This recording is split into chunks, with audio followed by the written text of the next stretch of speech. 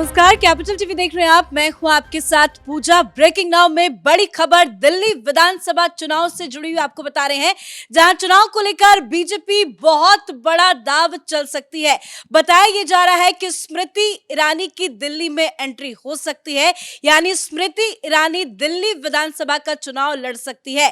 खबरों के मुताबिक दिल्ली कैंट या ग्रेटर कैलाश से स्मृति ईरानी को चुनावी मैदान में उतारा जा सकता है। तो वहीं तस्वीरें आपको दिखा रहे हैं, ये कालका जी मंदिर की तस्वीरें हैं, जहां आज सीएम आतिशी मारलेना पहुंची थी आशीर्वाद लेने के लिए। दरअसल आज आतिशी मारलेना कालका जी सीट से अपना नामांकन दाखिल भी करने जाने वाली है। तो तमाम तरह की तैयारियां चल रही है। वहीं बड़ी खबर एक और सामने आ रही है, जहां अरविंद केजरीवाल का जमकर विरोध हुआ है। जहां जहां वो चुनावी कैंपेन में जा रहे हैं, उनका जमकर विरोध हो रहा है। वो वीडियो भी आपको दिखाएंगे। तमाम चुनाव से जुड़ी अपडेट बताएंगे। मेरे साथ जुड़े हैं कैपिटल टीवी के editor in chief doctor Manish Kumar. सबसे पहले चर्चा कर लेते हैं स्मृति ईरानी को लेकर क्या खबर सामने आ रही है। देखिए, खबर ये आ रही है कि आदर दिल्ली कैंट या फिर ग्रेटर कैलाश से, जहां से सौरभ भारद्वाज चुनाव लड़ते हैं, उनको मैदान में उतारा जा रहा है। अभी लगभग 12 सीट बाकी है। 29 की दो लिस्ट आ चुकी है। 12 नाम अभी बाकी है और ये कहा जा रहा है कि इस 12 की जो लिस्ट आएगी उसमें बहुत ही चौंकाने वाले नाम होंगे, जो कह सकते हैं कि हाई प्रोफाइल उम्मीदवार होने वाले हैं।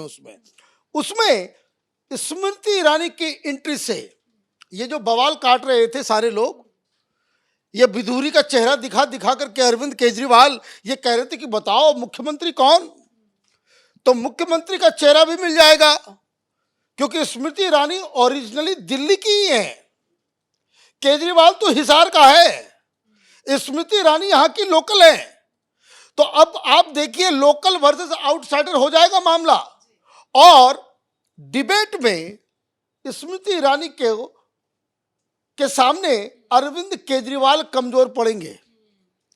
और इसलिए ये हर बार ये जो नई नई कलाबाजी करता था कि कभी गोयल साहब का नाम तो कभी मनोज तिवारी का नाम, और पिंकिया के पापा गाना खुद निकलवा देता था और खुद कहता था कि ये देखो ये बनेगा मुख्यमंत्री, केजरीवाल बड़ा या मनोज तिवारी बड़ा, किसको आप चुनेंगे। तो अब चॉइस भी मिल जाएगा। तो ये दो दिल्ली कैंट या ग्रेटर कैलाश से वो चुनाव लड़ सकती है, खबरें आ रही है। और ग्रेटर कैलाश का जो मसला है, उसमें तो एक आदमी की हालत खराब हो जाएगी। वो सौरभ भारद्वाज वहां से चुनाव लड़ते हैं। और इसकी पृष्ठभूमि भी समझ लीजिए कि दरअसल स्मृति ईरानी लगातार वो प्रेस कॉन्फ्रेंस दिल्ली के मामले को लेकर के करती आ रही हैं। जो इंटरनल मीटिंग्स जो हो रही है भारतीय जनता पार्टी की, उस मीटिंग्स में वो मौजूद रहती हैं। सोशल मीडिया का जो पूरा प्लान बना गया, मीडिया प्लान जो बनाया गया, वो जो अहम क्रूशियल मीटिंग्स जिसमें बड़े बड़े लीडर भी नहीं मौजूद होते हैं, उसमें स्मृति ईरानी को शामिल किया गया। तो उस समय से ही ये लग रहा था कि इस चुनाव में स्मृति ईरानी का कोई रोल होने वाला है। कितना बड़ा रोल होने वाला है ये लोगों को मालूम नहीं था, लेकिन अब ये खबर आई है कि 12 की लिस्ट में वो शामिल हैं और उनको सामने लेकर के लाया जाएगा। और वो तो जायंट किलर के नाम से मशहूर है। अमेठी में जाकर के राहुल गांधी को धूल चटा दिया था।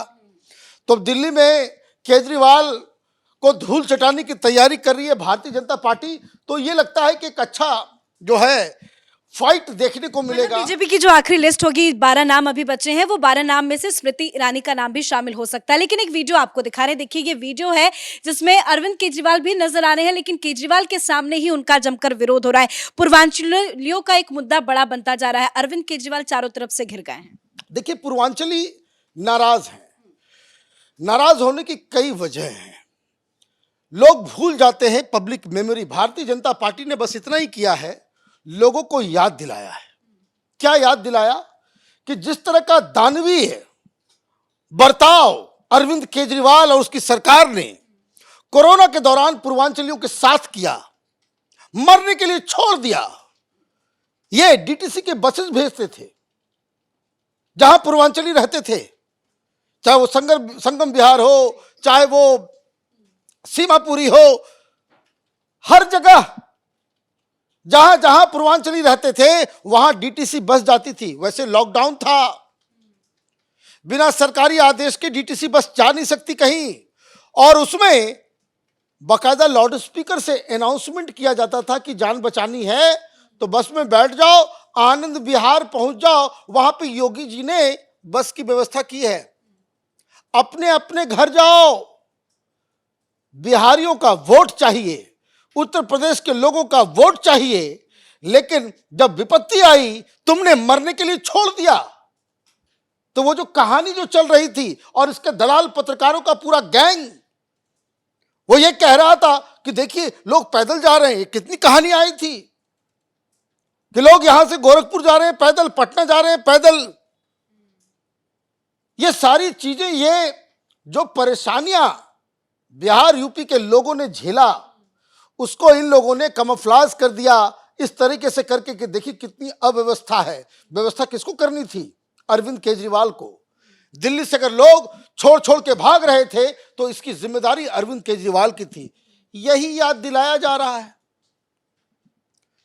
कि जो व्यक्ति कोरोना के दौरान आपको मरने छोड़ दिया, खुद वो कौन सा टाइल्स लगेगा, कौन सा कमोड लगेगा, कितने लाख रुपए के पर्दे होंगे, क्या वॉल पेंटिंग का डिजाइन हो गया, ये उसमें टाइम बर्बाद कर रहा था।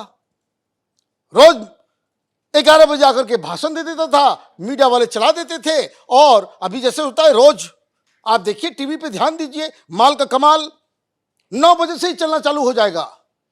12 बजे अरविंद केजरीवाल प्रेस कॉन्फ्रेंस करेंगे। कभी आपने देखा कि गृह मंत्री आज 12 बजे प्रेस कॉन्फ्रेंस करेंगे? चलता है? वो तो देश के गृह मंत्री हैं। ये तो एक छोटे से टाउन का जो ना स्टेट है पूरी तरीके से, ना केंद्र शासित राज्य, एक टाउन के मेयर से ज्यादा बड़ा होता है। कभी आपने देखा कि चंद्रबाबू नायडू 11 बजे प्रेस कॉन्फ्रेंस करेंगे? देश में 30 के आसपास मुख्यमंत्री हैं बड़े बड़े राज्यों के। कभी आपने सुना, कभी आपने देखा? लेकिन केजरीवाल का चलेगा। क्यों? माल दे रखा है इसने, माल दे रखा है। और मीडिया वाले उसका जो है प्रचार प्रसार में लगे हुए हैं, ये तमाम चैनल वाले, कोई इसमें एक्सेप्शन नहीं है। तो ये इस तरह की चीजें आप करते हो, लोगों को झांसा देते हो। बीजेपी वाले गांव गांव में जाकर के, जहां पूर्वांचली पॉपुलेशन है वहां जा करके वो बता रहे हैं कि तुमको ये कहता है कि भाई 500 रुपए का टिकट कटा करके दिल्ली आ जाते हैं और दिल्ली में 5 लाख रुपए का इलाज करा के चले जाते हैं। तो पूर्वांचलियों से बड़ी जो खबर आ रही है अरविंद केजरीवाल के लिए, वो बहुत ही ज्यादा परेशान करने वाली है। और ये जो आपने वीडियो दिखाया जिसमें लोग उसको प्रोटेस्ट कर रहे हैं, वो जहां जहां पूर्वांचली बस्ती में जा रहे हैं लोग केजरीवाल के खिलाफ नारेबाजी कर रहे हैं, गो बैक के नारे लगा। आज से राहुल गांधी की भी दिल्ली में चुनावी में एंट्री होने वाली है। मुस्लिम बहुल इलाका सीलमपुर को उन्होंने चूज किया है। चुनावी भाषण भी देंगे, रैली को संबोधित करेंगे। क्यों उस इलाके को चुना गया? देखिए, जो कांग्रेस की स्ट्रेटजी साफ साफ नजर आ रही है कि जो उनके जो वोट बैंक जहां उनको लगता है कि वो जीत सकते हैं वो मुस्लिम इलाके हैं। इस तरह की जो 9 सीटें हैं जिसके ऊपर मुसलमान ही तय करते हैं कि भाई कौन जीतेगा कौन हारेगा, वहां जाकर राहुल गांधी एक मैसेज भी दे रहे हैं देश भर के लोगों को भी, अपने कांग्रेस पार्टी के नेताओं को भी और अरविंद केजरीवाल को भी, कि जहां जहां हम नुकसान पहुंचा सकते हैं वहां वहां नुकसान हम पहुंचाएंगे। कुछ इस तरह की खबरें भी आ रही है कि अभी तक जो आंकड़े जो चल रहे हैं, जो डे टू डे ट्रैकर्स होते हैं, वो बता रहा है कि कांग्रेस पार्टी 7 से 8% वोट जो है अब तक वो गैदर कर चुकी है। इतना वोट उनको आना ही आना है। ये दिक्कत हो जाएगी अरविंद केजरीवाल के लिए।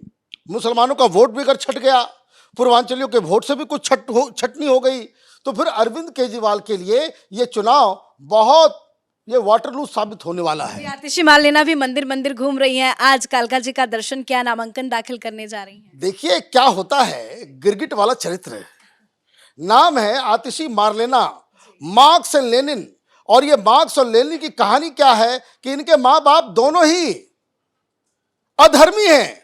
अधर्मी का मतलब किसी धर्म को नहीं मानते, ये कम्युनिस्ट हैं। ये धर्म को ओपियम ऑफ द मासेस कहते हैं, इसलिए कोई धर्म को ये लोग स्वीकार नहीं करते, कोई चीज मानते नहीं। इसलिए ये आतिशी मार्लेना रो रही है ना, मेरे माँ बाप को ये कह दिया, भाई आपने कहा कि वो जो अफजल गुरु के लिए मर्सी पिटीशन लिख रहे थे, वो जो आंदोलन चल रहा था, जो ये लोग आतिशी मालेना के माँ पिता वो जो जंतर मंतर पे प्रोटेस्ट कर रहे थे, क्या आतिशी मालेना ने ये बताया कि इस प्रोटेस्ट के कोऑर्डिनेशन में, उसके ऑर्गेनाइजेशन में ये खुद शामिल थी? क्या उस प्रोटेस्ट में ये जो मर्सी पिटीशन का पूरा जो खेल चला है, क्या आतिशी मालेना वहां मौजूद थी या हां या नहीं? इस सवाल का कोई जवाब देगा? भाई हम लोग भी इन लोगों को जानते हैं बहुत अच्छी तरीके से, जो इस तरह का काम करने वाले लोग, मर्सी पिटीशन डालने वाले, सब लोगों का, सब लोग यही कह रहे हैं आतिशी मालेना वहां मौजूद होती थी। मतलब ये धर्म को नहीं मानने वाले लोग थे। और जैसे ही चुनावी राजनीति में आए तो गिरगिट की तरह रंग बदला, नाम के आगे सिंह लगाया और मां दुर्गा के मंदिर में जाकर के जो है भगवती की पूजा भी कर रहे हैं। अरे भाई जनता को तो बेवकूफ बना ही दिया, हाँ, टोपी पहना पहना करके सारे लोगों को बेवकूफ बना रहे हो। भगवान को तो छोड़ दो, क्योंकि वहां तुम्हारी सुनवाई नहीं होगी, वहां तुम पकड़ी जाओगी। और ये सारी चीजें, ये जो तमाशा जो चल रहा है ना, अचानक से चुनावी हिंदू आम आदमी पार्टी बन गई है, इससे कोई फायदा नहीं होने वाला। धन्यवाद सर अपडेट के लिए। तो आज सीएम आतिशी मालेना अपना नामांकन दाखिल करने जा रही हैं, लेकिन नामांकन दाखिल करने से पहले वो कालका जी मंदिर पहुंची, जहां पे उन्होंने पूजा अर्चना किया। उसके बाद वो अभी पदयात्रा पे है और थोड़ी ही देर के बाद वो अपना नामांकन दाखिल करेगी। तो वहीं राहुल गांधी चुनावी मैदान में उतर चुके हैं, जो केजरीवाल के लिए एक बड़ी मुसीबत पैदा करने वाला है। लेकिन बीजेपी ने जो दाव चला है वो कांग्रेस पार्टी और आम आदमी पार्टी के लिए बहुत बड़ा झटका देने वाला है, क्योंकि बड़ी खबर यही सामने आ रही है कि स्मृति ईरानी दिल्ली विधानसभा का चुनाव लड़ सकती है। दिल्ली कैंट या ग्रेटर कैलाश से उनको उम्मीदवार बनाया जा सकता है। इस बड़ी खबर में मेरे साथ फिलहाल इतना ही। कैमरा पर्सन अशोक के साथ मैं पूजा, कैपिटल टीवी। नमस्कार।